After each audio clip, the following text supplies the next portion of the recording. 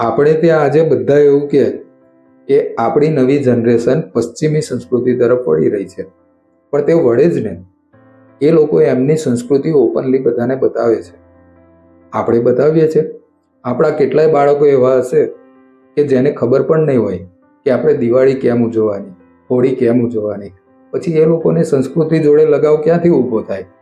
એ લોકોને ફક્ત એટલી ખબર કે નવા કપડાં પહેરવાના અને ફટાકડા ફોડવાના એટલે દિવાળી થઈ ગઈ. શું આ દિવાળીનો તહેવાર છે? ડીજે વગાડવાનું, કલર લગાવવાનો અને નાચવાનું કૂદવાનું એટલે હોળી થઈ ગઈ. શું આપણે હોળી ફક્ત આટલા માટે ઉજવીએ છીએ? બાળકોને જ્યાં સુધી એની ખબર જ ના પડે ત્યાં સુધી એની સાથે એને લગાવ કેવી રીતે ઊભો થશે? આ માગસર મહિનાની શુક્લ પક્ષની એકાદશી એટલે કે ગીતા જયંતિ વિશ્વમાં ફક્ત એક જ એવો ધર્મગ્રંથ શ્રીમદ ભગવદ્ ગીતા જેની જન્મ જયંતિ ઉજવાય છે.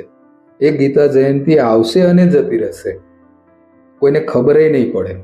તો જ્યાં સુધી આવી વાતો આપણે આપણા બાળકોને, નવી જનરેશનને નહીં શીખવાડીએ ત્યાં સુધી એ લોકોને સંસ્કૃતિ સાથે લગાવ કેવી રીતે થશે? બરાબર ને?